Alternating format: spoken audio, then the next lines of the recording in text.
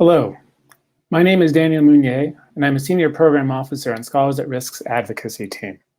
Welcome to Free to Think 2020, Scholars at Risk's virtual conference marking the release of our annual Free to Think report. The conference includes 5 geographically organized panels discussing academic freedom issues in China and Hong Kong, India, Yemen, Turkey, and Eastern Europe. It also includes a special session marking the close of SAR's 20th anniversary year, including the release of the report and the presentation of SAR's Courage to Think Award. I thank everyone in the audience for joining us for this session and invite you to visit the conference page for the scheduled links to other sessions. I also invite audience members to use the comment function in Vimeo to share your questions, but please try to be brief to make it easier for the panelists to respond. Please also note that you may post your comments anonymously if you have privacy or security concerns. Audience members may also use the like function in Vimeo to support a question, raising it to the top of the queue. This session is Yemen's Universities Under Siege. I will be your moderator for this discussion of the impact of more than 5 years of armed conflict on Yemen's higher education community.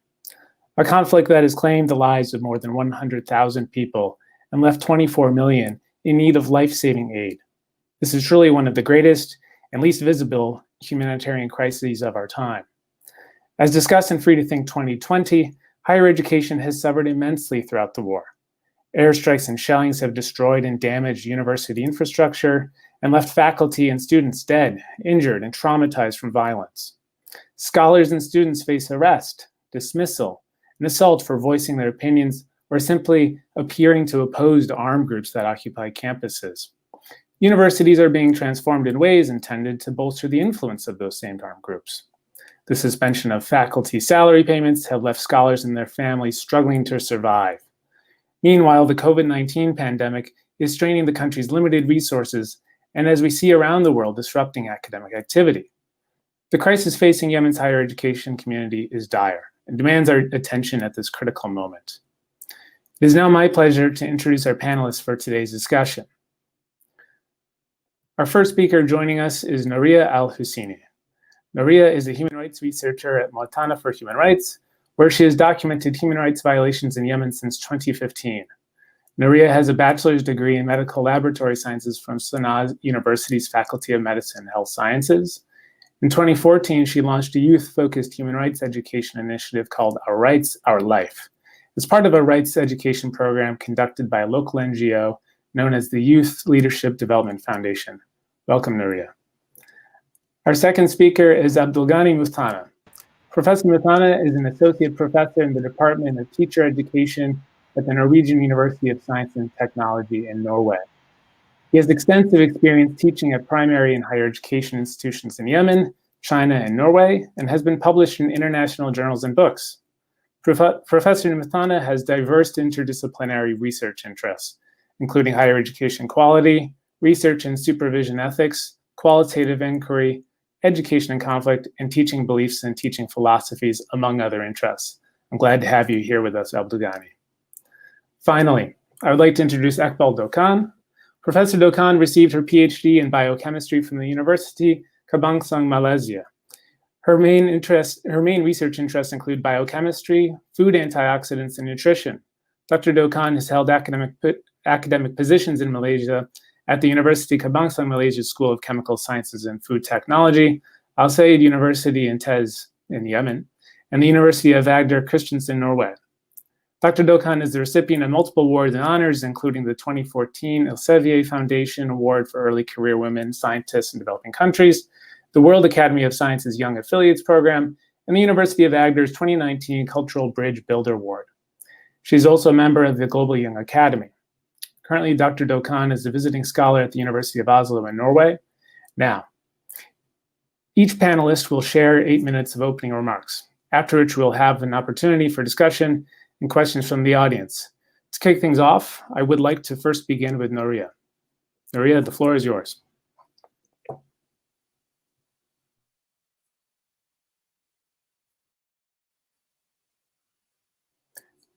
Nouria, I think your microphone is muted.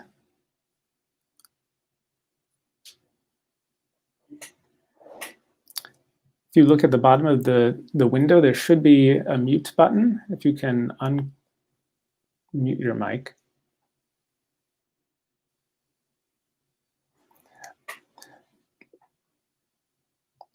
Nuria, perhaps we'll come back to you in a few minutes after we settle your microphone. So why don't we move to Abdulgani next, if that's okay with you, Abdulgani, and we'll sort out Nuria's microphone. Okay, great. You hear me? Yes. Do I start? Well, thank you very much, Mr. Daniel, for this wonderful introduction and for mentioning some important facts going on in the nation of Yemen. Thank you, sir, for launching this important event on Free to Think, which is very important. As scholars, we have to think freely, but of course, we have to pace and develop our thinking based on scientific research methodologies as well as epistemologies. As the main concept of my talk is about conflict, and which has different interpretations, the main interpretation of the word conflict in my talk is mainly about the presence of insecurity or that of war in the nation of Yemen. We all understand that there has been different discussions about the main roots of conflict in Yemen, and these discussions report that the main roots are contributed or attributed to the presence of the greed of the political parties as well as some tribes over the control of Yemen. There is, of course, a complex power struggle over controlling Yemen. And another important report focuses on the presence of the regional competitiveness over controlling Yemen indeed. All of these roots have created this conflict, which is, of course, ongoing. The aftermath of the ongoing conflict has resulted in many dangerous and disaster effects. For example, there are thousands of or tens of thousands of people dying, hundreds of thousands of people actually suffering from starvation as well as diseases. And there is, of course, big infrastructure destruction, including, of course, either primary, secondary, or higher education institutions. When it comes to higher education institutions, the damages are, of course, very severe. There is, of course, no access to educational facilities. There is no salaries for those teachers for several years. All of these, of course, lead to the presence of poor quality education in Yemen. The poor quality education in Yemen also forces many students to travel abroad. And in our study, this is a study conducted by my colleague, Bakil, as well as I, which we have just got it published last week, and you can find it online. So within our study, we focused on exploring the challenges facing Yemeni international students during the conflict in Yemen, and how these challenges actually affect these students and their studies as well abroad. We particularly were interested in developing or following the case study methodology, and we interviewed some participants in a particular context, of course, because we cannot conduct interviews with other participants from other nations. So it's a particular case study. And we followed, of course, the grounded theory for coding and decoding data, and we come up with different findings that are critical for our nation and other nations as well, that are under the conflict status. So the main results are actually reported in terms of 5 particular categories, some people call themes. And the first one is actually called pre-departure challenges. These pre-departure challenges, of course, are related to the obtaining of certificates after graduation, bachelor students, and also the accreditation of these certificates at the Ministry of Higher Studies and as well as the Ministry of Foreign Affairs. So there is no great system with universities that help students get their certificates fast, and students have to actually pay lots of money. And because of poverty and the conflict going on, even $20 will be hard for them to pay. These challenges are difficult for students and make their lives hard. But of course, many students overcome these challenges, and when it comes to accrediting these certificates at those ministries, it becomes harder because they need to travel from one city to another, and it's completely dangerous there. And many students, of course, overcome these challenges related to the issuing as well as accreditation of certificates. immediately they face other challenges. These challenges are actually related to traveling and registration problems.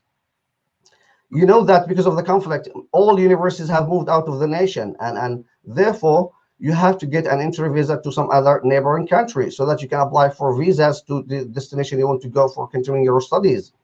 Many students, of course, prefer to go to Oman because the entry visas are free, but of course it's hard to travel to the borders of Oman. It's very dangerous because of the presence of hundreds of checkpoints where students and even public are interrogated for unclear reasons and sometimes detained for unclear reasons as well. Sorry. So overcoming these challenges, students also face the challenge of getting delayed to get the entry visas to those neighboring countries and sometimes denied for unclear reasons. And many of them actually go back home being hopeless, don't know what to do actually. And because of the corruption of employment, they become very hopeless. For those who actually continue their or get accepted to get the entry visas and they travel to continue their studies abroad, they also face very different challenges while being abroad. For example, one of the main challenges is related to finance. We all understand that different students have different scholarships, but many of them actually receive support or financial supports from the Ministry of Higher Studies and Scientific Research, which was very much delaying these scholarships or financial support for several months.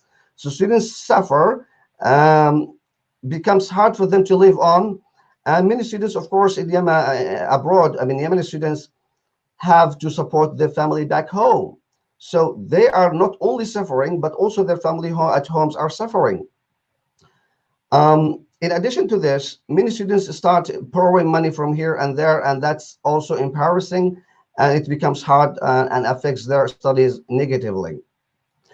So many students continue struggling with these financial issues, but of course, another issue is that the continuity of the conflict in Yemen has led to the disconnectivity of internet, or it's actually poor in many areas. So people or students abroad are very scared about the status of their families. They don't know whether they are safe. And you know, in Yemen, you can get killed at any moment, or you can be detained at any moment.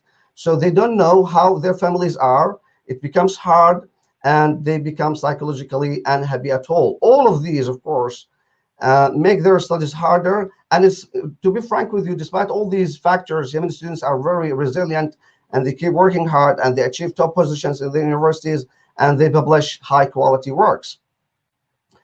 So in conclusion, of course, we have made some recommendations that are very important for those in Yemen, as well as some international community. So the main recommendations, for example, is that the two governments in Yemen need to collaborate and start a peaceful dialogue that doesn't only help those students, but also the entire community. We need to live in peace. Another important recommendation is that, for example, the monthly stipend should be provided by the Yemeni government to those students on time. And there should be also an increase, because life has become expensive in many different countries as well. Neighboring countries, like, for example, Qatar, Oman, Saudi Arabia, Emirates, all of these nations need to collaborate further and provide students with entry visas, make the procedures for getting the entry visas very easy. Also, the Chinese, because the study was about a context in China, the Chinese universities, as well as the Minister of Chinese Education, need to collaborate further by giving waivers for tuition fees, supporting Yemeni students as much as they can. And also the international community needs to help in providing supportive and strict measures towards the end of the conflict. Ending the conflict means we have peace of mind, which is important for critical studies and the continuity of our professional development. Thank you. Thank you so much, Abdulgani, for your remarks. Noria, we will try to start again with your presentation. Please begin. I can't hear you right now. Let's have you come back after Iqbal, and so we'll try to resolve your microphone issues. My apologies, everybody. Iqbal, thank you for joining us. The floor is yours. Yeah, thank you so much, Daniel. Just I need to see my slides. Yes. Thank you so much for inviting us to join this wonderful event and share our experience. So I would like today to just talk and present my experience with life and working in a new social, culture, and academic environment. Next slides, please. So this slide just to show you that I received my bachelor, master from Taz University in Yemen, and then my PhD postdoc was from University Kemengsaan, Malaysia in Malaysia. And then in 2013, I think exactly on, I can say, in July 2013, next slide, please. I arrived Yemen, and as you see here in these photos, so many things positive happened for me, like received position from the first week I arrived Yemen, and after 2 weeks I received award, a Civil Foundation award, as Daniel mentioned before. And because of this award, many wonderful doors opened in front of me, and I started to establish my dreams, which I bring it with me from Malaysia. So I was so happy with my academic journey, but suddenly, next slide, please. In this date, 26 March 2015, I hate this date because I lost many things in my life. I lost my work. I lost some members from my family, some of my students, some of my staff, friends, gone. Also, our own home bombed. So it was a really difficult time. Next slides, please. It was really difficult time to sit just at home without anything, just scared, afraid from everything around you because it was bombed, no safe place, no internet, no electricity, no petrol, and no salary. Just sitting very scared. So 8 months, it was really so difficult time for me before I leave Yemen. I tried all my best to contact my former boss in Malaysia. And I faced also challenges to contact her because no internet and no electricity. I was charging my mobile in my car, but I was really careful to keep the petrol in my car because if we want to run away again from the place which we are already run from our own area because it became so dangerous. Next slides, please. So I like it really this slide because uh, you can see this is my academic people since I left Yemen until now. So Professor Amina Abdullah, she did all her best when I was in Yemen to keep me in touch with Scholar Rescue Fund, and Laura, she was my contact person, and I spent 2 years in Malaysia. Before I left Malaysia, I was really stressed where I will go, how can I find opportunity to continue my academic journey and support my family in Yemen. But I was lucky that Laura, she was really kind person, and she passed me with a link. She sent me link with SAR. I'm really grateful for SAR because Sharia now, I think she is now online. Sharia, she is my kind and wonderful contact person from SAR since May 2018 until now. And really she was helpful person that she tried all her best to help me, and she sent my file to Norway, and I received good news from her that University of Agdar accepted me as associate professor, and I spent 2 years in University of Agdar with wonderful people like Karen Lisa. She was my main contact person in the University of Agdar beside my academic contact person and administration contact person, Eli and Elizabeth. But after 2 years, where I will go again, but Karin Lissa, as usual, I have a good people around me. It's from God. Karen Lisa, she started to discuss again with Sharia from SAR and her colleague from University of Oslo. And I was lucky that Marit, thank you so much, Marit, that she did all her best to find place for me in University of Oslo.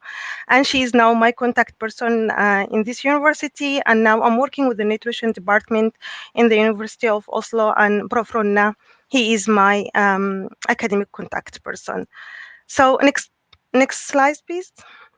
So because of the previous slides, I would like to say that contact person and mentor for the scholar at risk are very important to help, support, advise, also guidelines, assist, and give more information for the scholar at risk in host countries or host institute, because the scholar at risk usually they are facing many challenges in their host country or host institute, but because of these people, they can find a good solution.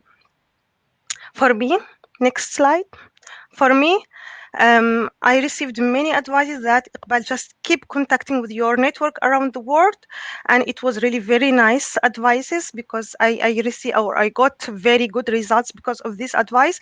But at the same time, I was working on myself to adapt in this new culture environment. So next slide. So you can see here in this slide, after I started to keep contacting with my network and keep my activities around the world, I attended many events around the world, share my experience, publish. I became a member in Global Young Academy as well as with TWAS.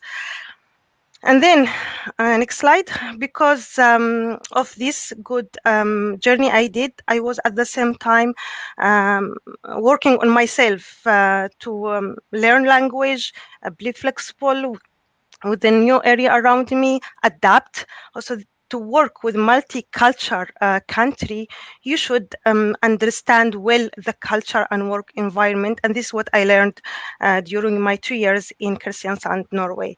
And I attend this very good course they offer from the University of Agder, that how you can work with the Norwegian people. So I was really so happy that I managed to attend this course. Next slide, please. So after that, I start to receive invitation from my colleagues to join research center in our department to teach courses in different or I can say, department, and at the same time give my speech about my experience. And the end of that 2018, they select me with my administrative contact person as a good employee that year. And next slide. This is exciting slide. Next slide.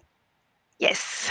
And in the end of 2019, they selected me for this prize. As you see, it's a cross culture bridge builder for University of Agder in 2019. So I was happy that they said a great ambassador for University of Agder. I'm so happy. So then my 2 years finished in the University of Agder. Next slide. And now I'm working with the University of Oslo. I'm still working on my language. The language is very important here in Europe countries. I'm now working with a good, I hope, a research project, and getting ready to be again supervisor for some master student and teach in the next spring. And I'm still continue my network activity around the world. Thank you. Thank you so much, Iqbal. We are still waiting for Nuria to join us back on the stage, the virtual stage. But I'd like to start with a few questions of my own for the two of you. Abdulgani, I think your research is really important nowadays, and certainly, I think there are going to be implications for student communities outside of Yemen as well, students who are coming from other conflict-afflicted environments. And so I'll ask you this question, then we can turn back to Nuria. So you pointed out a couple of different challenges that are affecting international students from Yemen who are trying to go abroad to continue their studies: financial and administrative burdens, travel restrictions, and so forth. What do you think are the most pressing of these, and how do you see these challenges affecting the learning experience, the education experience of these students when they are finally able to travel to their destination and to begin their studies? Thank you very much. This is a very excellent question, which of course deserves lots of efforts, like as a research, a study in reality. But of course, generally, all the students from Yemen have similar challenges, whether they study here or there or anywhere. And these challenges affect their studies a lot in reality. So many students have reported that they can't produce or do the activities, the projects, study projects on time. And many students also reported that these challenges make their studies difficult when it comes to finalizing their theses or dissertations as well. And I think the main or the best solution for this is to end the conflict in Yemen. Ending the conflict will actually lead to peace of mind, which is very important for any academic activity. This is short answer. And just one follow-up question to that, and then we'll turn to Nuria. Are there, from your research and you're looking into these issues, are there suggestions or advice that you have for universities that are welcoming, that are hosting these students on their campuses? Are there things that you found that maybe they are not doing as well as they could? Promising practices that are out there that you and your research colleague might recommend? I think most of the universities are not aware that these Yemeni students are suffering, and Yemeni students are also shy to share their feelings with others as well. So therefore, they face these challenges when it comes to paying the tuition fees. They received warning letters from the university administrators that they should pay these tuition fees. So these universities, of course, need to consider the presence of the conflict and how it affects their lives as well. Collaborating with the students by giving waivers of tuition fees is very important. If they can also provide some assistance or financial assistance to these students, that would be greater, I believe. Thank you. Great. So some more administrative and financial leniency or just added padding for them. Excellent. Nuria, thank you for joining us back on stage. My apologies. Let's try again. Okay, I hope that you're hearing me now. Okay, great. First, I'll give you an overview of conflict in Yemen and its impact on higher education. So Yemenis are not only suffering from violation, they also suffer from warring parties undermining the state institutions, particularly coalition-affiliated forces and Ansarullah Houthis.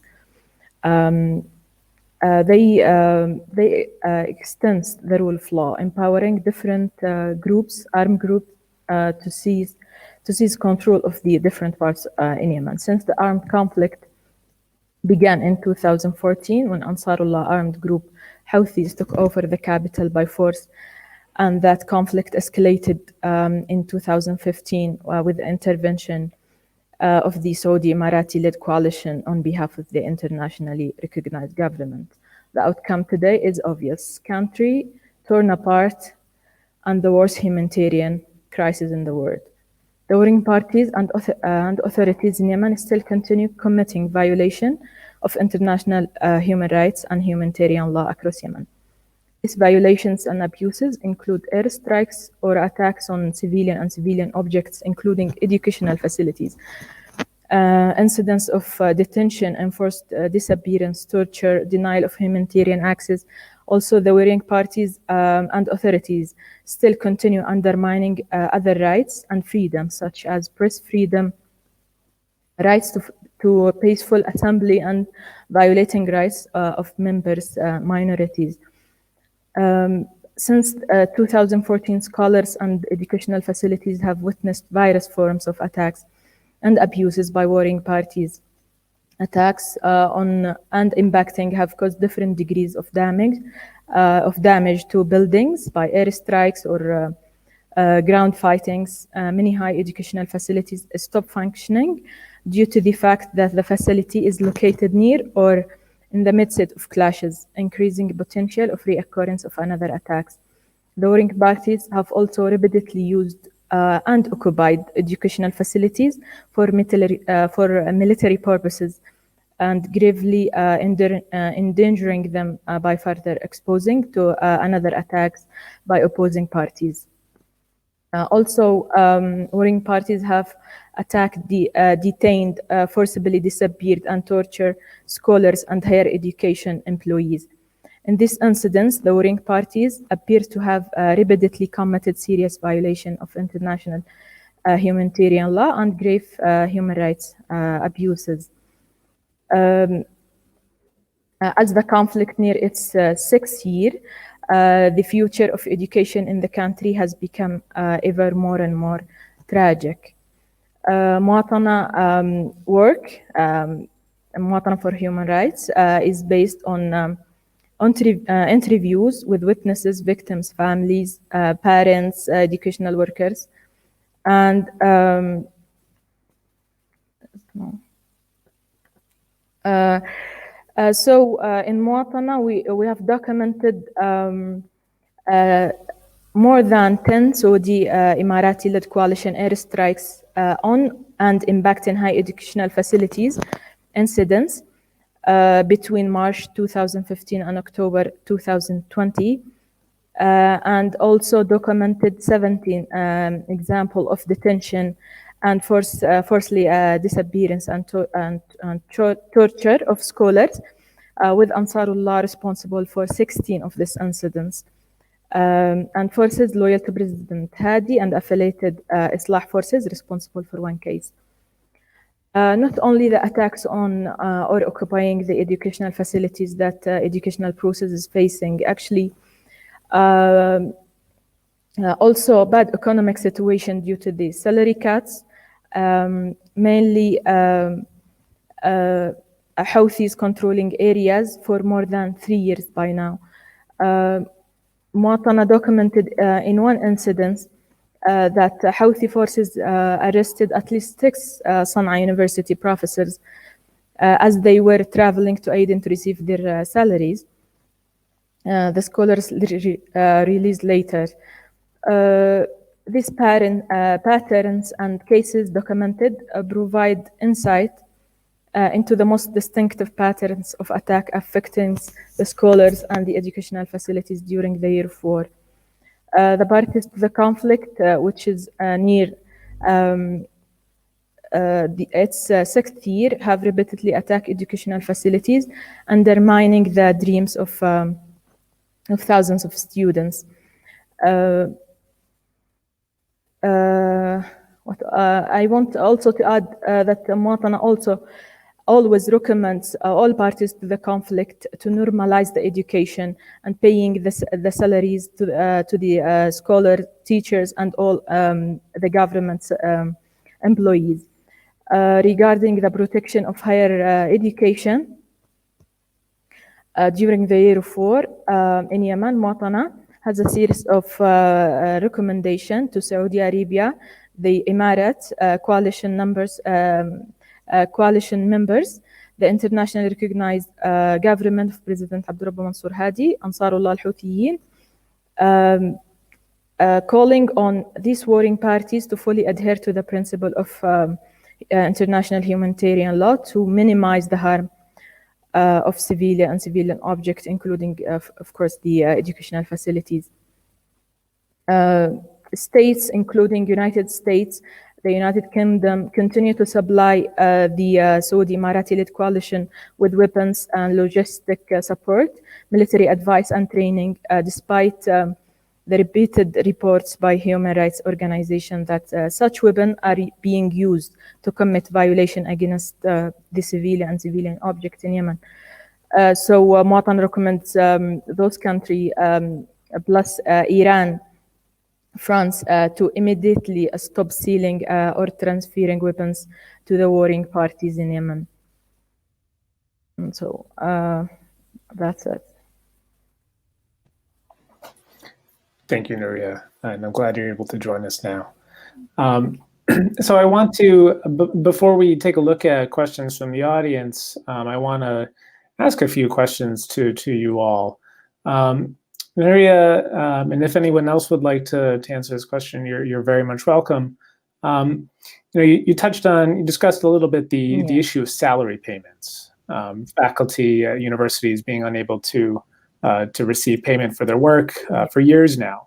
And I understand this is an issue that affects all civil servants in many parts of Yemen, including teachers at the primary and secondary school levels.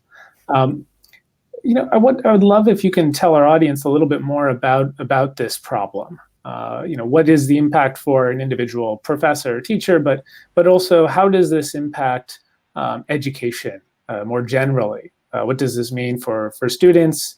Is education delivered in a consistent manner? And again, if anyone else would like to chime in on that question, you're more than welcome. But Nuria, maybe we can start with you. Yes, those economic or hard economic situation affected the whole people around Yemen. I mean, when the teacher or a scholar can't pay for his or her bills, so they can't get to feed their children. So they either they try to have another opportunity abroad to travel, or they seek other jobs. I mean, they started to work other jobs and stop doing their jobs in the universities. So also, it's not about the scholars or teachers. Also, the students, their families can't afford the fees of the schools or the universities. Displacement, many people forced to displaced because of the security situation. They fled the clashes, so it's really affect their attendance, and many students dropped out their schools and universities. Yeah.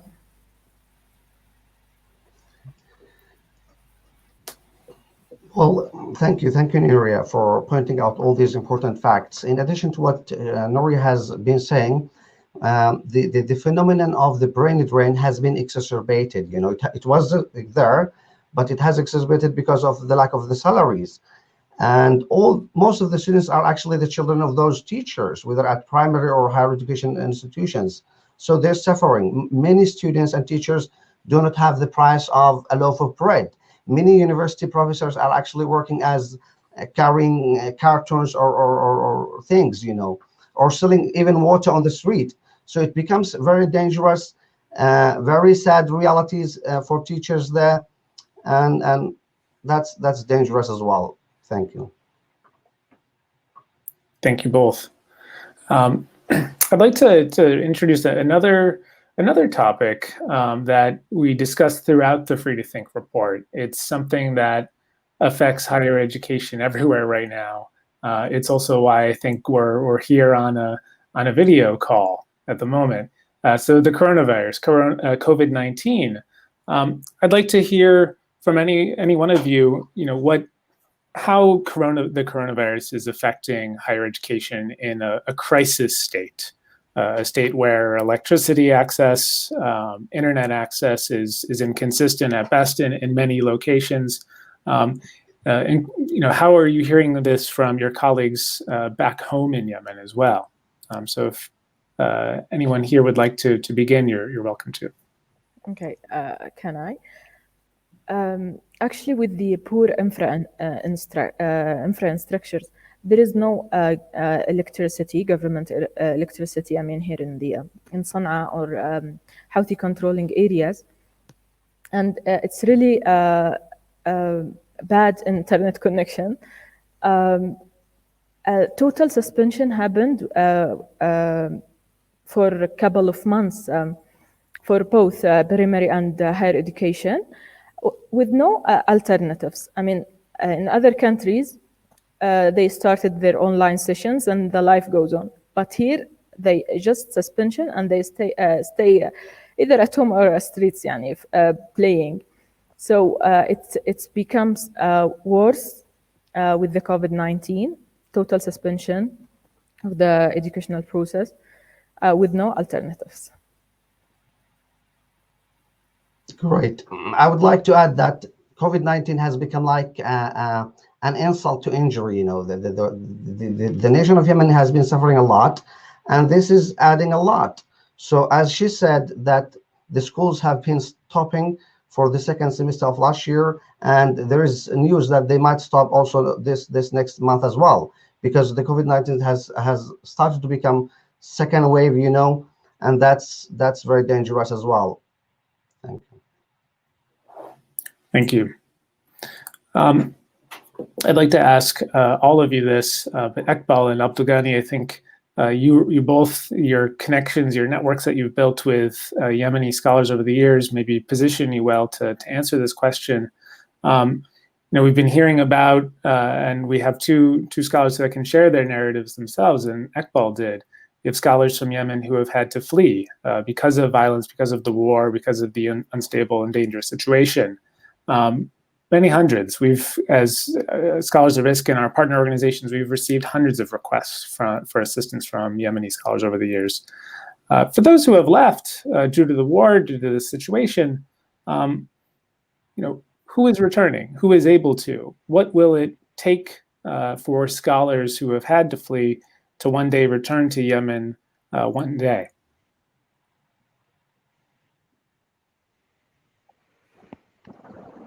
So I don't know if you heard me. Yeah. So thank you, Daniel. It's really good things that you just mentioned that, or thinking about the Yemeni scholar, especially who's still in Yemen. So first of all, we are, as scholars, at risk outside of our country. Of course, it's not easy to be away from your country, family, colleagues, job. So it's not easy at all, but we don't have any choice. So to continue our academic journey, to support our family, we should keep just outside of Yemen. But at the same time, we are building our academic, journey. We are building everything we lost in Yemen because of the war. So first of all, we would like to thank all the organizations who's trying to help all the scholars at risk around the world. This is very wonderful things or work for the scholar around the world. At the same time, we are, as a Yemeni scholars outside Yemen, we will, or we hope, and just we hope that war stop in Yemen. This is the first things we are looking for. And then, of course, we need to back to Yemen, rebuild our country, but it's not easy to start directly. We need many things, or it takes a long time for that. So as for scholars, still they are in Yemen. They are really facing many difficulties that sometimes the organizations around the world who's helping the scholar at risk, especially from Yemen, they have a different, or I can see one or two very difficult condition for them because they are in Yemen. Like they should have more than 10 publications. So some of the scholars just finished from the PhD and back to Yemen. So in Yemen, very difficult for them to work, to do some experiment, to publish paper. So how they can have 10 or more than 10? So sometimes they are just stuck in Yemen because there is some difficult condition to apply for some fellowship to go out from Yemen. And these are really difficulties they are facing for. I'm trying to help some of the scholars, but sometimes they said, okay, I don't have these publications. How can I go out? So just I'm trying to just attention for some organization that not the Yemeni scholar outside Yemen, same the scholar inside Yemen who's want to go or needs support from another organizations. This is just one point of that. So yeah, this is just a point from me, and I can pass it to Abdulgani if you want to comment. Well, thank you. You have shared a lot, and I would add by first of all acknowledging the real and supportive efforts of SAR. All of them, all of the members are great, and they have been supporting lots of Yemeni scholars, putting or placing them in different universities all over the world. That's great efforts, and the presence of this conference, which of course raises much awareness for those international community leaders as well as human rights and other organizations. That's important and might also lead to at least a kind of bringing some resolution thinking towards the end of the conflict in Yemen. Scholars abroad, Yemeni scholars abroad, are working hard to help those in Yemen, of course, their colleagues there. And I will give an example here. Some colleagues of mine, as well as we have started to establish an association, we call it AYAB, the Association of the Yemeni Academics and Professionals, in which we are trying hard to connect all these Yemeni scholars and scientists. They are great in their fields. They have hundreds of publications as well. So they are experts, knowledgeable, and they can very much help to make strategic plans towards this kind of conflict in Yemen and rebuild Yemen as well. We have also broadcast several webinars in which we share different thoughts, and that could be also very supportive and motivating for the scholars in Yemen as well. Personally, I am helping a lot of my colleagues there and students by sharing lots of documents, by reviewing their works. So we're trying what we can we're doing what we can do so far, and hopefully the conflict will end one day. And that's not only my hope, it's the hope of the entire Yemeni community.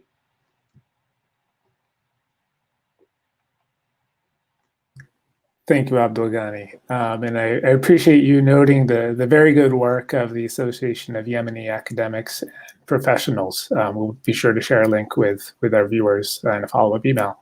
One more question I would like to pose to our three panelists today is simply, what advice do you have for our listeners, our viewers here today? We have folks who are coming from higher education institutions around the world, people who are working in human rights, perhaps in government or intergovernmental organizations. What is your message for them? How can they act? I will start this time, Nuria. Iqbal, thank you. Well, for academicians and program leaders over the world, I would hope that they would collaborate much with academicians back home as well as students by lowering the criteria of acceptance.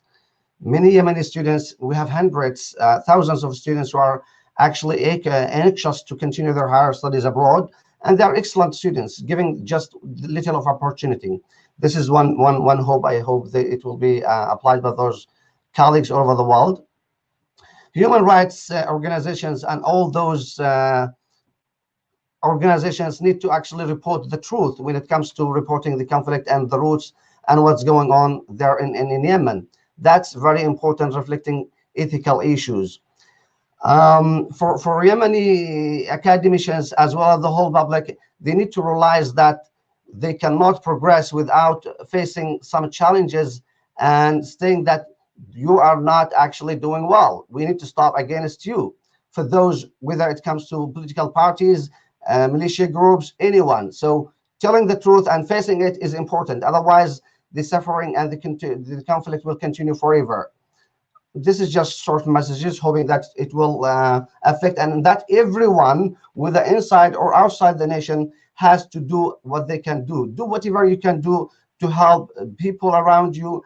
Check your neighbors. Everyone is suffering. So at least giving good words, smiling with your friends within the nation is very important. Everything positive is very helpful. Thank you. Thank you, Abdulgani. Iqbal, would you like to go next? I will just small comment. Thank you so much, Abdulgani. I think you covered everything what I want to say. But at the same time, I would like just to pass one advice for the scholar at risk around the world, not just in Yemen or in Norway, in Malaysia, no, everywhere. That first of all, keep in positive thinking, looking for any opportunity in the right way. So don't give up at all, because if we'll give up, we will not do anything. We'll just stick in our place. So we're just looking for the right place, apply everywhere to find opportunity to continue your academic journey, to help your family in Yemen. And at the same time, I would like to just send message to all the organizations around the world and the universities also who's hosting the scholar at risk, that first of all, thank you so much that you do that. And at the same time, please keep in your mind that the scholar at risk, they are special case because they are not just coming to work. All their thoughts in Yemen with their family, with their colleagues, with the situation in Yemen. So they are fighting to be success in their academic journey. Thank you, Iqbal. Maria. Yes, my recommendations is what I already mentioned, which is to all parties to the conflict to normalize the education and start serious steps towards paying the scholars and teachers salaries.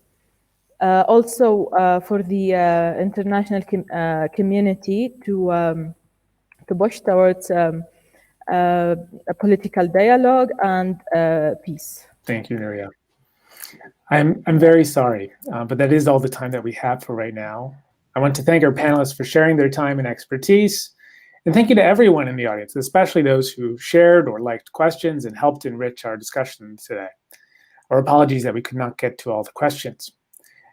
Now, please stay tuned for a brief call to action related to this panel discussion.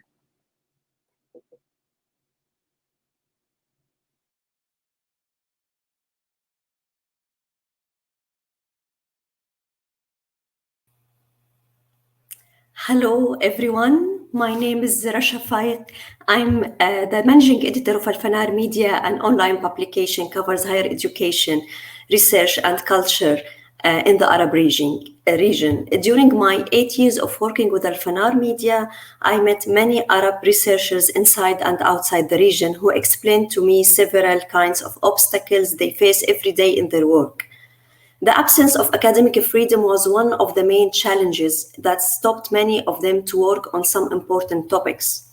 Moreover, self-censorship has the same negative effects on the quality of public and academic research. Therefore, scholars seeking is to make the morally upright choice need to decide whether to self-censor or to speak up and possibly face consequences.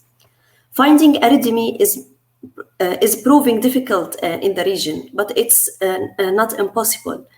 To find it, we need your help. We need you to share with us your thoughts, experience, and knowledge about this issue. Al-Fanar Media and Scholars at Risk are partnering on a new survey on academic self-censorship in the Arab region. Please help us filling out our survey. The survey is very brief and will only take 5 minutes to be completed. It aims to identify the reasons behind self-censorship according to your personal and professional experience, to monitor the extent of its spread and its impact on your work as researchers in the Arab region. Your participation in this survey is completely voluntary, and all of your responses will be kept confidential for sure. I would like also to ask you to help us by sharing it with your colleagues working in our or from inside the region or outside the region.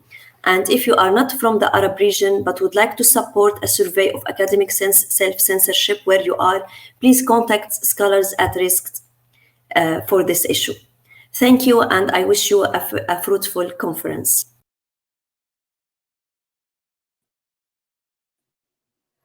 Thank you, Rasha, for that important plea. Thank you again to everyone in the audience. As we noted earlier, this session is part of Scholars at Risk's virtual conference, Free to Think 2020. I invite you to visit the conference page for the schedule and links to other sessions. A recording of this session will be available soon and posted on the SAR website. We would welcome your help in sharing the link when it is available and with those you think may be interested.